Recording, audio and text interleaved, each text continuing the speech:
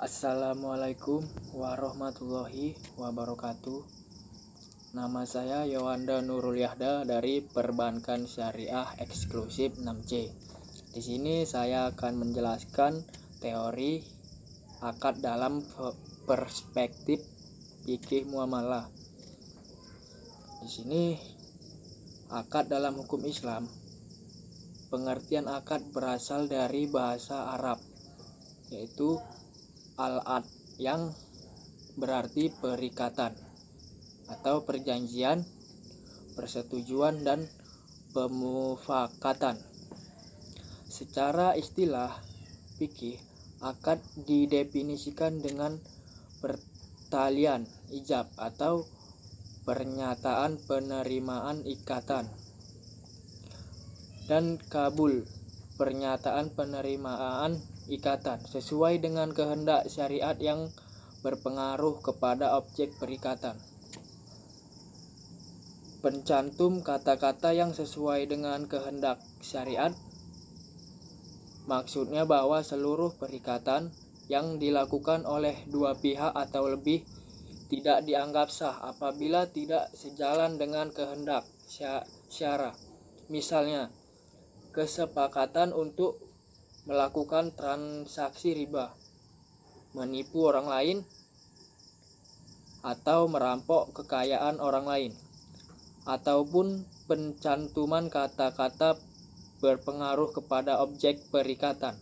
Maksudnya adalah terjadinya perpindahan pemikiran dari suatu pihak yang melakukan ijab kepada pihak lain yang menyatakan kabul.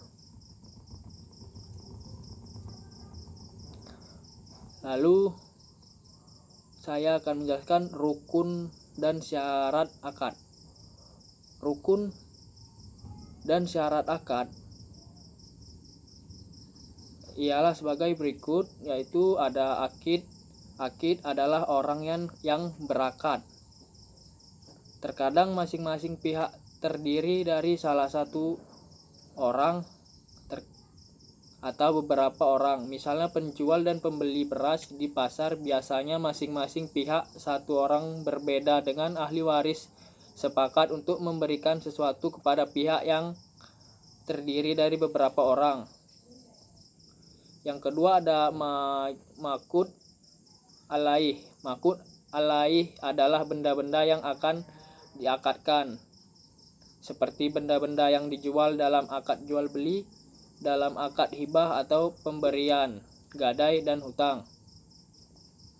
Yang ketiga yaitu maudu al-aqid. Maudu al-aqid adalah tujuan atau maksud mengadakan akad. Berbeda akad, maka berbedalah tujuan pokok akad. Dalam akad jual beli misalnya, tujuan pokoknya yaitu memindahkan barang dari penjual kepada pembeli dan diberi ganti.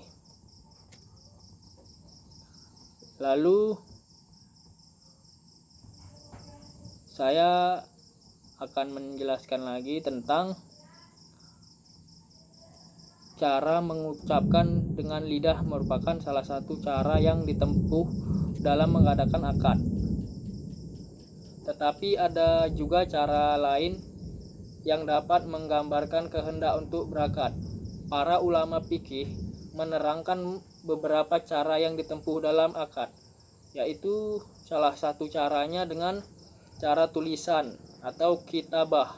Misalnya dua akid berjauhan tempatnya, maka ijab kabul boleh dengan kitabah. Atas dasar inilah para ulama membuat kaidah atau tulisan itu sama dengan ucapan. Yang kedua ada isyarat.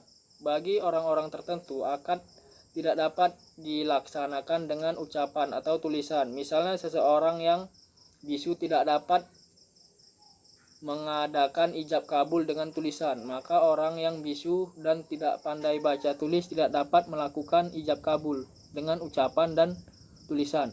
Dengan demikian, kabul atau akad dilakukan dengan isyarat berdasarkan kaidah sebagai berikut. Isyarat bagi orang bisu sama dengan ucapan lidah.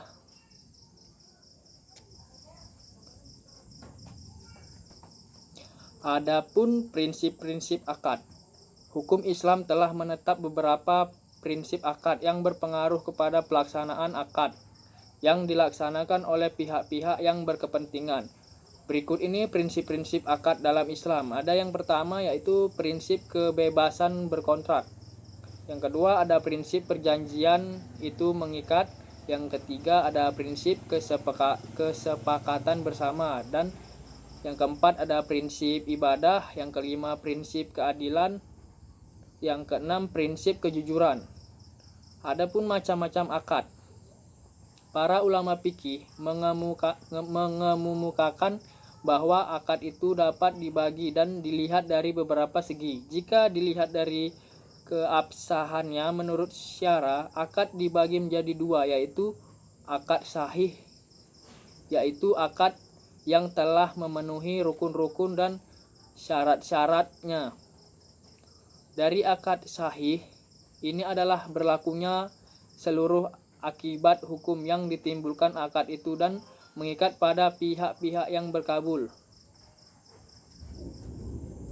Yang kedua ada akad mauquf, adalah akad yang dilakukan seseorang yang cakap bertindak hukum, tetapi ia tidak memiliki kekuasaan untuk melangsungkan dan melaksanakan akad ini, seperti akad yang dilangsungkan oleh anak kecil yang mumayiz. Berakhirnya akad berakhir disebabkan oleh beberapa hal, yaitu diantaranya berakhirnya masa berlaku akad tersebut apabila akad tersebut tidak mempunyai tenggang waktu, dan lalu dibatalkan oleh pihak-pihak yang berakad apabila akad tersebut sifatnya tidak mengikat.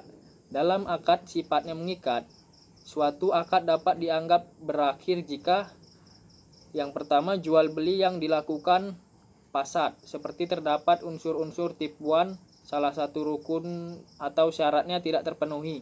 Yang kedua ada juga berlakunya khiyar, syarat aib atau ruqyat. Yang ketiga ada akad tersebut tidak dilakukan oleh salah satu pihak secara sempurna. Yang keempat salah satu pihak yang melakukan akad meninggal dunia. Lalu hikmah akad. Hikmah akad dalam fikih muamalah antar sesama manusia tentu mempunyai hikmah. Di antaranya hikmah diadakannya akad adalah sebagai berikut. Yang pertama, adanya ikatan yang kuat antara dua orang atau lebih di dalam bertransaksi atau memiliki sesuatu. Yang kedua, tidak dapat sembarangan dalam membatalkan sesuatu ikatan perjanjian karena telah diatur secara syar'i. Yang ketiga, akad merupakan payung hukum di dalam kepemilikan sesuatu sehingga pihak lain tidak dapat menggugat atau memilikinya. Adapun infak dan sedekah. Pengertian infak dan sedekah ialah dalam menguraikan pengertian infak akan dibagi kepada dua pengertian menurut bahasa dan pengertian istilah. Pengertian infak secara bahasa menurut kamus Mujid, infak berasal dari kata yang berarti memberi. Bentuk isim dari al-infaqi yaitu apa-apa yang diberikan dari sejumlah uang. Dalam Al-Quran terdapat beberapa ayat yang menggunakan kata-kata yang semakna dengan infak. Mungkin cukup sekian dari saya tentang menjelaskan teori akad dalam perspektif fikih muamalah. Lebih dan kurang saya mohon maaf. Apabila ada salah ya mohon dimaafkan.